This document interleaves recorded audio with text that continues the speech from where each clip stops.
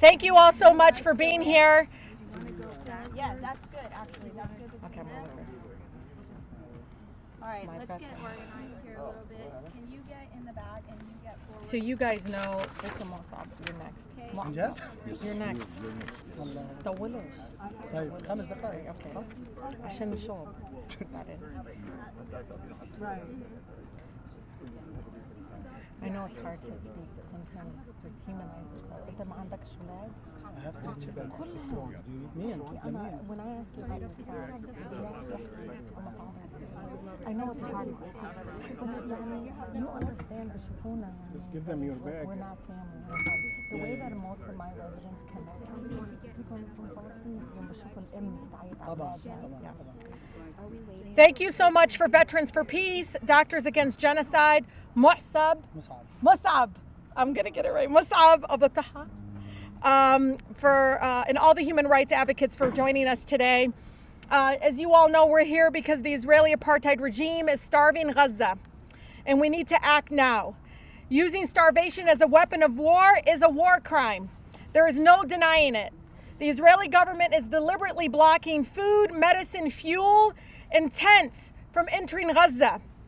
The entire population of Gaza, over 2.1 million people, is experiencing famine and disease.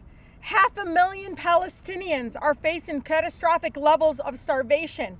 We are watching it right now live. Children, where you can see their bones, their ribs, you can see their bodies shutting down. Thousands of them are children who are already again experiencing this. At least 113 Palestinians, I know it's more, and including 80 children, have already starved to death. Palestinians have been forced to eat grass, animal feed. I even saw an image of children licking just a little bit amount of flour on the back of a truck. Palestinians, again, have been sitting here waiting for food that is right over the border. Trucks carrying food and medicine supplies sitting there blocked again by the Israeli government from entering. Let me remind all of you the words of the Israeli finance minister, because it needs to be said. This is an Israeli minister who said, nobody will let us cause 2 million civilians to die of hunger, even though it might be justified and moral. Now, Israeli forces are deliberately shooting and starving Palestinians lining up for food. Over 1,000 murdered in the past 2 months alone, according to the UN. The so-called Gaza, quote, Gaza Humanitarian Foundation, a joke, inhumane, immoral. It's a deadly sham, a trap backed by the Israeli government and the Trump administration. The United Nations even calls it a death trap. The Israeli soldiers themselves have admitted themselves that they were ordered to deliberately shoot unarmed Palestinians that were just coming there, creating a killing field. This is illegitimate organization that Trump administration with the Israeli government, again giving millions of dollars to them. And we say enough is enough. President Trump is refusing to enforce U.S. and international law by greenlighting the Israeli government and regime from, again, greenlighting the blockade of all the aid into Gaza and the slaughter of the Palestinian people, while we go, again, around here in Congress to prove the delivery of more than $12 million in weapons during his 60 days in office. $12 million already. While Trump continues to push his disgusting illegal proposal to ethnically cleanse Gaza, he released a video saying that he's going to ethnically cleanse Gaza of 2 million Palestinians, the vast majority of voters oppose. And I say this because, forget voter, they're Americans of all different backgrounds that are saying, stop it. You know, this institution's not moving with the majority of their constituency. And it's shameful, because if they poll their constituents, if you ask them, do they want another dime? They want us to continue to support the war crimes being committed in Gaza, they would tell you hell no. Because they've seen the images we all have seen of babies being starved to bone. Every day that our government continues to withhold funding from UNRWA, they are actively participating in these crimes against humanity. Every day that our government continues to again fund this genocide, they're enabling more death and destruction. We must continue to push for a complete arms embargo of all weapons to the Israeli government. 7 out of 10 Democrats support an arms embargo. So again, no matter what weapons I don't care if it's offensive or defensive, whatever you call it, let's stop enabling, again, the genocide. The excuses I've heard will never justify these war crimes. It's past time that my colleagues stop making excuses and listen to the majority of Americans. As a girl that from Southwest Detroit, the most beautiful, blackest city in the country, I can tell you, when I go home, they are telling us over and over again, what are y'all doing continuing to support this? We don't have clean drinking water, but yet we always seem to have funds to, again, bomb people, kill them, and destroy communities all around the world. And again, they continue to tell me how they see that we prioritize death and destruction. And you all know, I know many of my colleagues benefit personally and financially because they own stocks in war manufacturing industry. I watch them press yes over and over again while they benefit from owning stocks in Lockheed Martin and all these war manufacturing industry. Shameful. Shameful that they continue to benefit from death. And shameful that they won't have the courage to stand up to special interest groups and pro-genocide groups that are continuing to enable this because they support the ethnic cleansing. Listen to the people in the government of Israel. They are telling you that's exactly what they want to do. Stop excusing it. Stop pretending that's not what's happening. Again, they are luring people to the border to get food because they're so hungry. Many of them sending their own children. And they're coming back completely killed. And you watch. These bullets are in their heads and their bodies. It's intentional. And so again, I tell you, as the only Palestinian American serving in Congress, wake up. Because the American people are telling you over and over again, we're not in support of this. So maybe for once, would you listen to your constituency?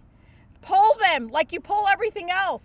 They will tell you they do not want one goddamn freaking dime going to starve a whole people or ethnically cleanse and continue this genocide. With that, I want to introduce Mossab. I'm so sorry. You're going to kill me. Mossab, who's an amazing poet and writer. But today I learned that he was a teacher and who loved his students. And it breaks me to tears to hear him talk about how he doesn't know where their whereabouts is, but how one of his favorite students was taken away so early. You know, Mossab, I continue to tell my colleagues all the time, why is it that Palestinian children don't deserve to grow old? Why is it that you think they're as disposable? Why is it that you don't understand a child is a child, no matter their ethnic background? Sometimes I wonder if they closed their eyes and pretend they were Palestinians, if they would act. And so I know through art, through beautiful ways of trying through words of our pain, that we're trying again to move people with us.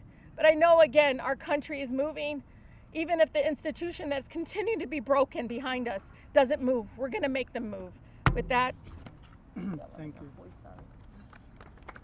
Thank you so much. Thank you so much, Representative Rashida Tlaib, for your words. In fact, I lost so many members of my family, over 50. Some of them are still under the rubble. I myself am a survivor of the genocide.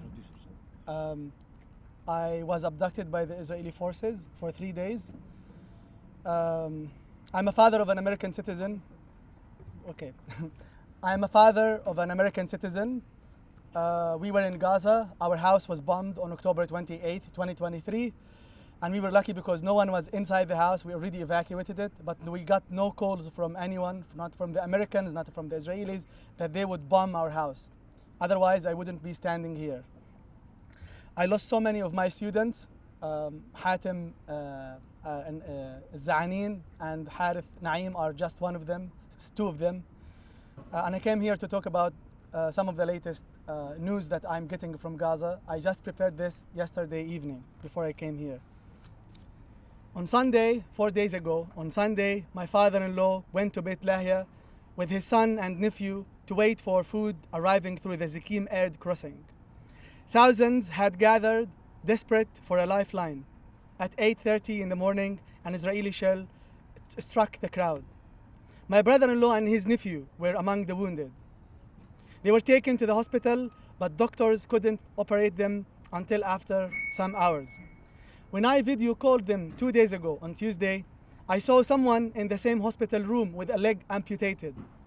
I didn't recognize him at first. Then a neighbor passed the phone to him. It was Muayyad, my neighbor, pale and thin, a father of two, someone I used to play soccer with. Muayyad once ran a barbecue restaurant with his siblings. Israel destroyed his home, destroyed his restaurant, destroyed our neighborhood, destroyed our city. It killed members of our families, severed Muayyad's leg, and starved his entire family. Now his wife and 2 children are even more desperate, with Muayyad still in the hospital, unable to provide. He told me his leg might have been saved if there had been enough doctors. But the casualties were overwhelming. Too many, too urgent. That same morning, my second cousin, Ali Abu Toha, was shot in the abdomen while waiting for aid trucks. He didn't die immediately. It took an hour to get him to the hospital. Once admitted, his final words were, "Take care of my wife and 5 children." Ali was a father of 5, aged 11, 9, 8, 5, and a year and a half. He wasn't the first loved one and relative I've lost. On October 13th, 2023, an airstrike killed 31 members of my family. 18 children, 6 mothers, and 2 elderly were among them, and a disabled man, my first cousin's husband. Among them was my first cousin, Tahrir Abu Toha, and their 5 children, an entire family erased. On October 9th, 2023, I lost my pregnant cousin, Dua al-Dabash. On October 22nd, my cousin Noor Ashantaf was killed along with her husband and their 3 children. Only 1 child survived. Another cousin was killed on October 18th, 2024, with 14 members of her family. My great aunt, whom I called Grandma, was among them. Her body is still under the rubble. Israel later razed that entire area. On January 17th, 2024, after more parents were killed returning home with bread, I wrote this poem. He left his house to buy some bread for his kids. News of his death made it home, but not the bread. No bread, death sits to eat whoever remains of the kids. No need for a table, no need for bread. In recent weeks, my parents have left home for a pack of flour, and many parents have left home for bread, but never returned. Some came back wounded or traumatized. Starvation isn't just about lack of food. It's about denying essential supplies, formula, diapers, medicine, equipment, fuel. Babies don't need flour, by the way. They need care. They need Israel to stop bombing hospital wards and family tents. They need the US to stop sending more weapons, to stop vetoing UN resolutions calling for a ceasefire and release of hostages on both sides. They need the media to stop dehumanizing us. They need no one to defend their killers. Shame on those who do. While human rights groups, UN officials, and genocide scholars have already warned that Israel's actions may amount to genocide. What people in Gaza and all of Palestine need is an end to occupation and justice and accountability for all who enabled this, governments and media alike. It is shameful that I'm saying this 22 months into Israel's genocidal campaign, after Gaza has been flattened, after thousands have died, while the West Bank is also under attack. Just yesterday, the Israeli Knesset passed a non-binding resolution to support the annexation of the West Bank. It is shameful that I must say this after Israel has committed and continued to commit every crime imaginable, wiping out entire families, blocking aid, shooting civilians seeking food, abducting fishermen. Just yesterday, they abducted fishermen from the sea in Gaza, just a few meters into the sea, bombing mosques and churches and killing Muslims and Christians, killing medics and burying their bodies. They killed the medics and buried their bodies in Rafah, killing journalists and aid workers, committing crimes against humanity and justifying these war crimes. As a refugee, one of the most painful losses was the destruction of the Jabalia refugee camp, where my mother was born. The world has not only allowed a live-streamed genocide, but it has allowed generations of Palestinians to remain refugees. Now, 2 of Gaza's 8 refugee camps, Jabalia and Rafah, have been destroyed. It is shameful that I'm still saying this after 22 months of the genocide. It is shameful that the world has been watching this for 77 years. Thank you.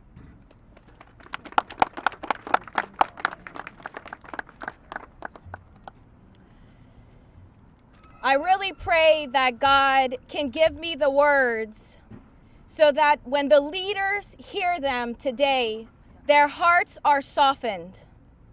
Because for 22 months, I have been screaming as a conservative Christian to my Republican leaders to stop funding a genocide. But what I am witnessing this week, the forced starvation of babies. They are not allowing baby formula to reach babies. The level of evil that it takes to make a decision to starve a baby as a means of war, as a weapon of war. What have we come to as a humanity? What have we come to as a country where we are normalizing the blocking of food to a baby to force a political organization to change their mind? This is not political. I have identified as a Republican, conservative Christian my entire life, and I stand unequivocally in solidarity with Rashida Tlaib, the only Palestinian American in this office. Her people are being genocided. Her people are being starved. Enough. We have enough. The American people have spoken. And it is time for our leaders to listen. The people will only escalate until you listen. Lift the blockade on Gaza now. Feed these babies now.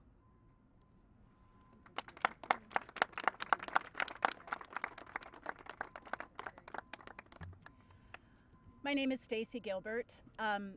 I've worked in humanitarian assistance for almost 30 years until I resigned from the State Department last year in protest of a State Department report to Congress that said Israel was not blocking aid. I had worked on that report and I knew that was not the truth. But I want to give you a little bit of context here with all the things that you're hearing from my perspective as a humanitarian. I have never, in my 30 years working in this field, seen a situation where there has to be a category to enumerate the number of people regularly killed on their way to get humanitarian assistance. That has never happened. Also, when people talk about children starving, when you see these heartbreaking pictures, think about it. In your own family, if you're out camping, if you're on a trip, if there's not enough food, who eats first? It's not the adults, it's the children. If the children are starving, it's because there is no food left. I also want to say famine is not a foregone conclusion in a conflict.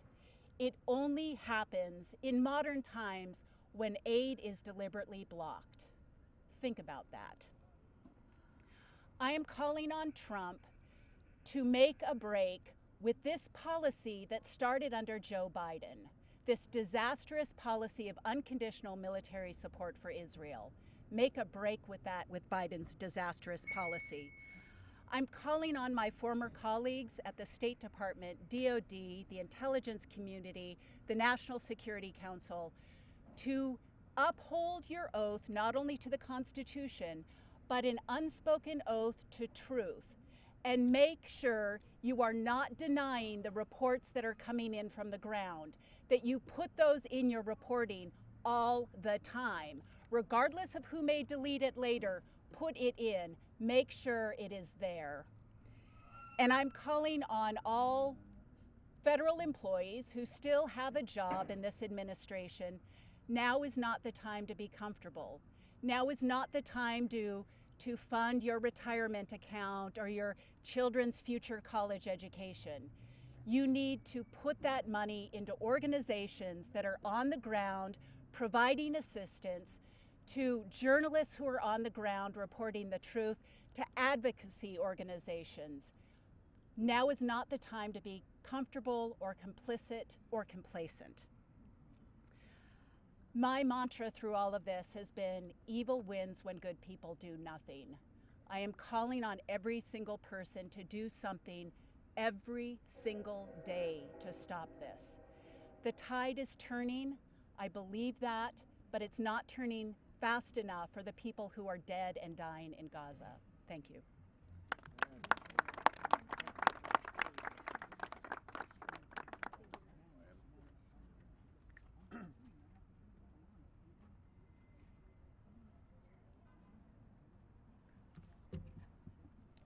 My name is Hanny Nofal. I was a submarine officer for over 10 years, and I resigned in November 2023 during the Biden administration when I recognized very early on that this was in fact a genocide, and the United States government was fully and unequivocally backing that genocide.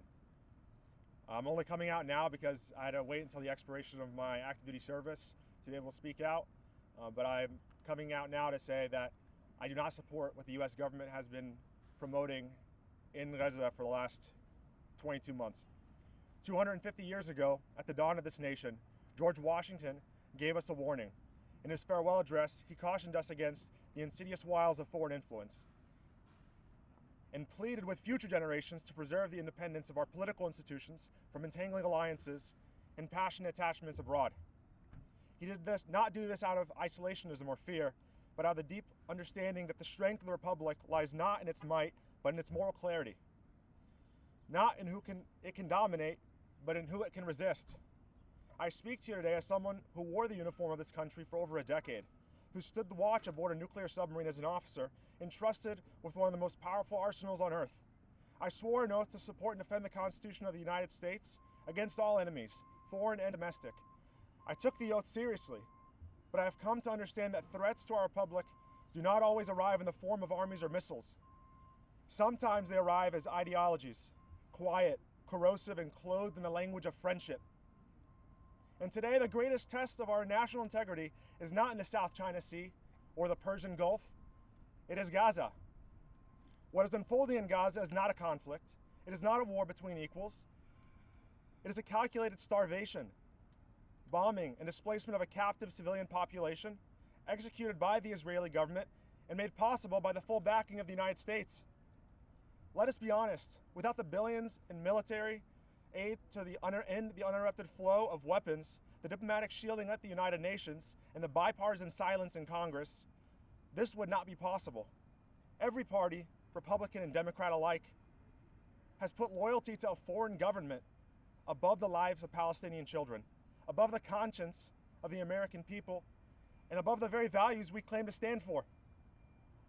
I know what these values are supposed to mean. I believed in them enough to lead sailors into harm's way. But how can we speak of liberty when we fund occupation? How can we claim to uphold human rights while enabling war crimes? How can we call ourselves a democracy while criminalizing dissent and silencing anyone who questions our blind allegiance to Israel? This is not just foreign policy. This is the capture of our republic. Washington foresaw this. He warned that passionate attachment to another nation would lead to the illusion of common interest, the betrayal of our own. And that is exactly where we are. We have been seduced by a false narrative, one that equates strategic alliance with moral obligation and dissent with disloyalty. But let me be clear. To speak the truth about Gaza is not anti-American. It is profoundly American, because patriotism, real patriotism, is not obedience to power, it is fidelity to principle. And principle demands we say this: no nation, however sacred its origin story, has the right to ethnically cleanse, starve, or massacre civilians, not even Israel, especially not with our weapons, especially not with our tax dollars, especially not in our name. I resigned my commission because I could no longer serve a system that rewards cowardice and punishes conscience. I could no longer remain silent while my government abets apartheid and genocide under the guise of security. And I say to you now, our silence is complicity. And complicity is not neutrality. It is betrayal.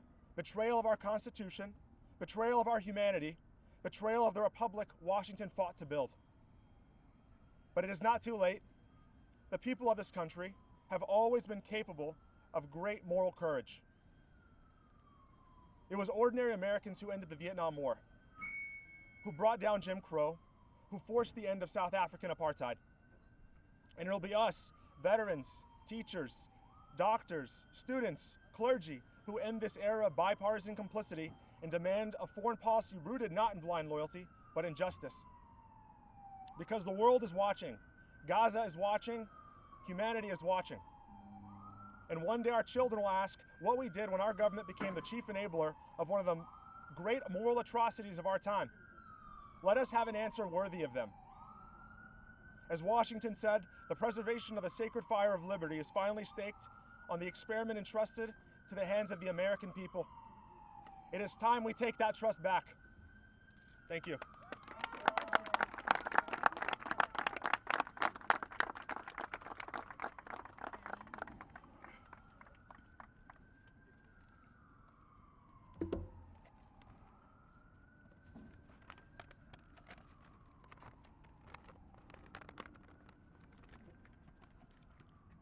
My name is Caleb Dix. I'm a proud American and a 5-year veteran of the United States Marine Corps.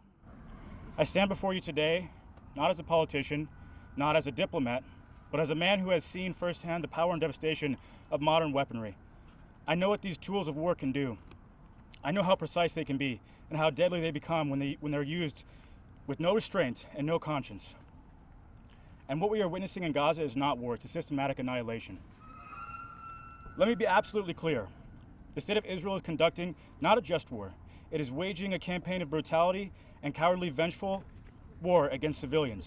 We've seen the targeting of journalists, doctors, paramedics, aid workers. Tens of thousands of children have been killed, entire families erased, hospitals flattened, and now even starvation used as a weapon. This is not self-defense. This is genocide. And while Israel may be pulling the trigger, America is loading the gun. With every bomb we fund, every weapon we ship, every veto we cast at the UN, we stain our hands with the blood of the innocent. But I'm not just speaking as a Marine or an American. I'm speaking as someone who has walked the streets of Palestine. I've looked into the eyes of the Palestinian people. I've sat with their families, shared meals, laughed with their children, heard their stories. And I can tell you with certainty, these are some of the kindest, most resilient, most dignified people I have ever met. They do not need our pity, they need our solidarity. I do not stand here as a savior, I stand here as a brother, standing shoulder to shoulder with the Palestinian people in their fight for freedom, dignity, and liberation. To the American people, you have more power than you think. It is your tax dollars, your silence, your votes that make this violence possible. But it can also be your courage, your voices, your resilience that brings it to an end. Do not let the language of defense fool you. Do not let the words of propaganda blind you. Human life is human life. And the Palestinian lives are not dispensable. If you believe in liberty, if you believe in justice, if you believe in the values this nation claims to uphold, then now is the time to speak, to stand, and to act. Gaza is burning, the West Bank is bleeding, and history is watching. May we choose to be remembered not for our silence, but for our moral clarity, and our refusal to be complicit in the face of evil. Thank you. Free Palestine, and God bless you all.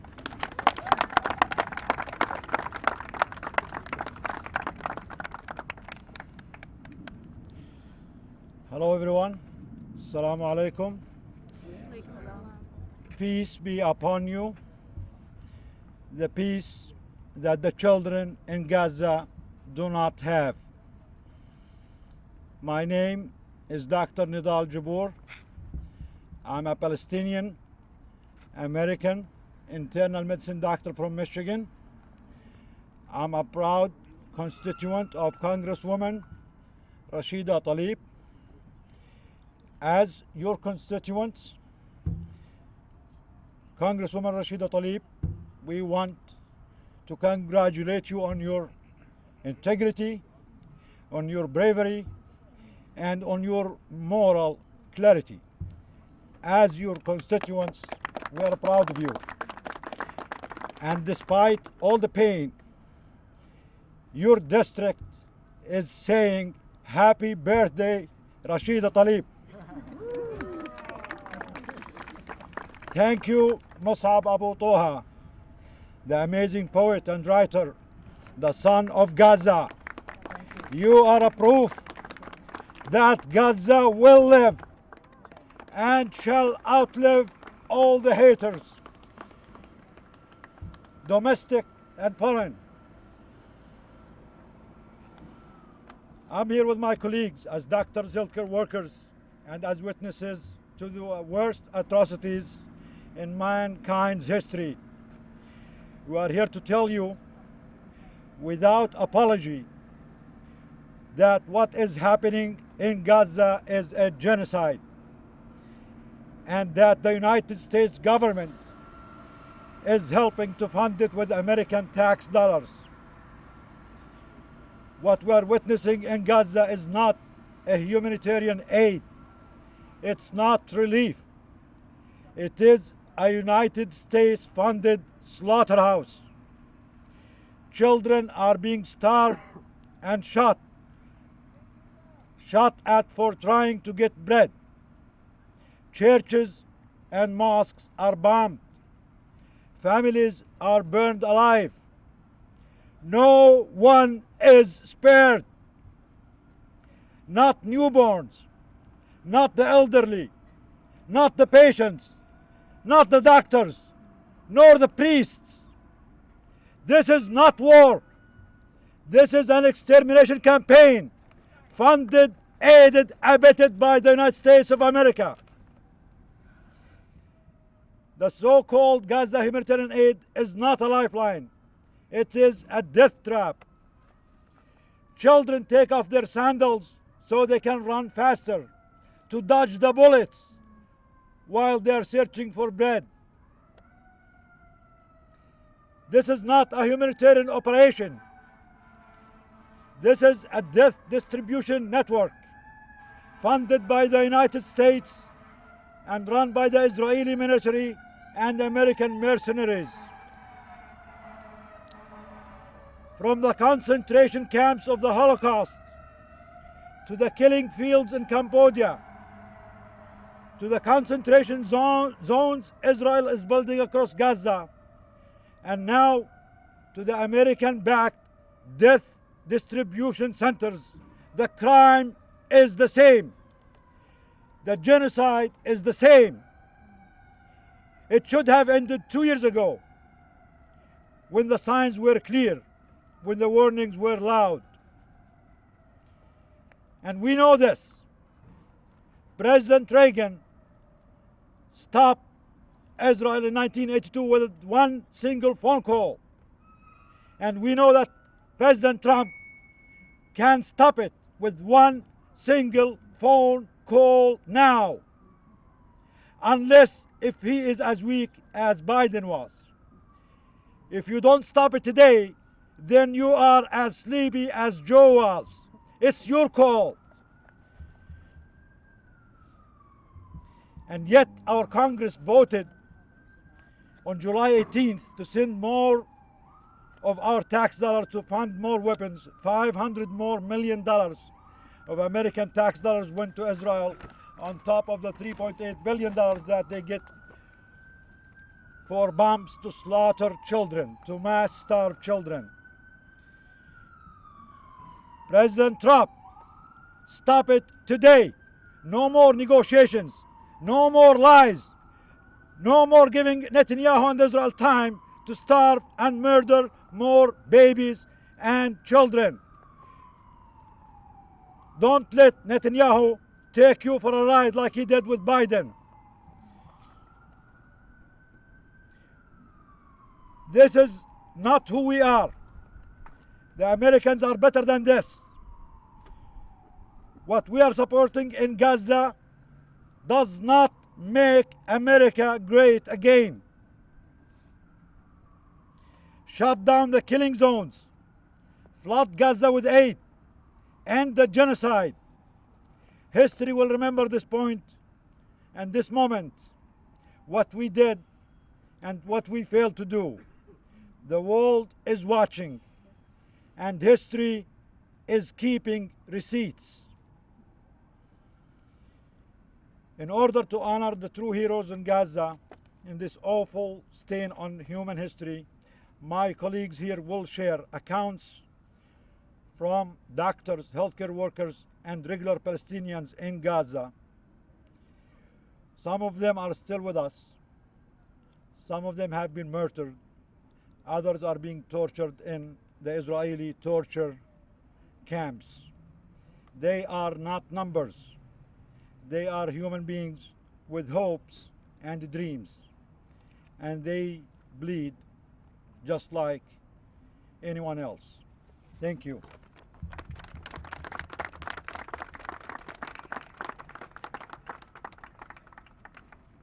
My name is My name is Ashraf Abulaiz. I'm an anesthesiologist from Indiana, and today we are going to be sharing some of the quotes and testimonies from physicians and healthcare workers and regular people in Gaza.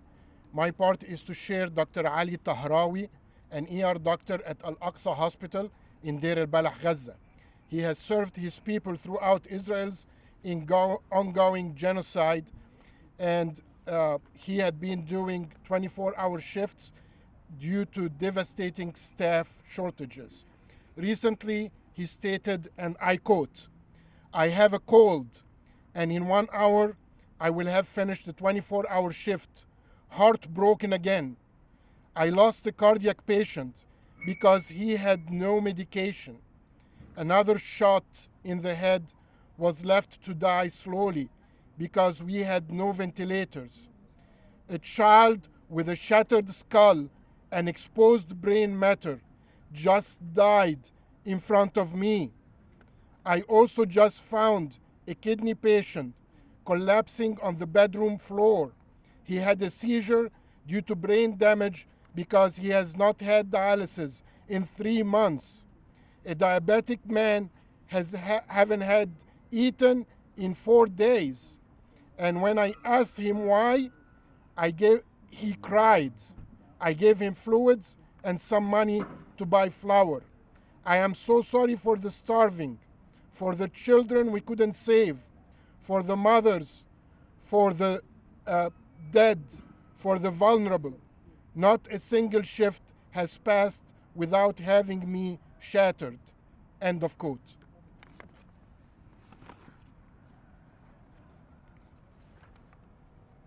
Hello, I'm Mary Beth. I'm a 4th-year medical student in Pennsylvania, also a veteran of the United States Army for nearly 2 decades. On Sunday, we hosted American nephrologist Dr. Imran on our weekly webinar for Doctors Against Genocide. The objective was to support the people in Gaza navigate malnutrition and refeeding syndrome. We learned that when we reintroduced food consumption, carbs are the worst in terms of safety. High phosphorus foods were encouraged, such as seafood, dairy products, legumes, nuts, seeds, bone broth, and canned foods. We were hit with the sobering reality when Iman Munia, a woman in Gaza, interrupted Dr. Imran to tell him that the foods he suggested when refeeding were unavailable in Gaza.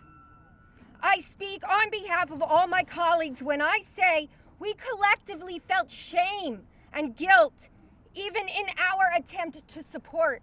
We fell short.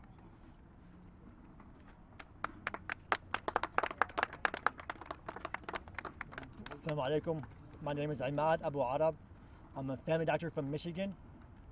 I'm going to state a testimony from Ahmed Zaidan, a 10-year-old from Gaza who went to collect aid at one of the GHF distribution centers. He says, "We thought they would give us the boxes respectfully, but they turned out to be the filthiest. We stayed from 7 in the evening until dawn. Tanks on one side, quadcopters and Apaches on the other. I told the young men not to go. damn those aid boxes if they come with humiliation. Either the aid comes with dignity, we don't want it. My mother was martyred. Before her, my brother was killed. And God knows who's next. We can't even guarantee our lives anymore. Here's my bag, and here's a sack of flour. We have no weapons. We're not going to fight. We are civilians, not soldiers. Don't go to the aid sites and sacrifice your lives.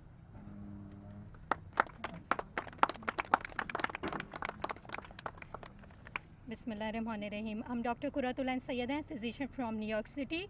I'm going to share testimony of Dr. Khalid Al-Sir, renowned trauma surgeon from Nasir Medical Complex, Khan Yunus. While his telemedicine work was accepted to publish in Lancet, he was abducted. On 28 March, the soldiers called me and 2 other civilian prisoners, aged around 16 and 17 by name. Dr. Al-Sir recalled, it was night. They tied us very tight at our wrists and ankles and put us in a military car. No one told us anything. We drove for around 2 hours into the hills. All the while they beat us, kicking us and humiliating us. They were laughing. I was trying to explain in English that the ties on my wrists were too tight, but they just said I was a doctor, so I would be okay. At around 4 a.m., I heard one say in Arabic, these 3 are to be hanged. I thought it was the end, said the surgeon. I was in pain. They had broken my ribs. Even when they said I was going to be hanged, I didn't care. I just wanted it to end, he said. Dr. Al-Sir was not released until late September, reuniting him with his parents, for whom he is the sole care provider.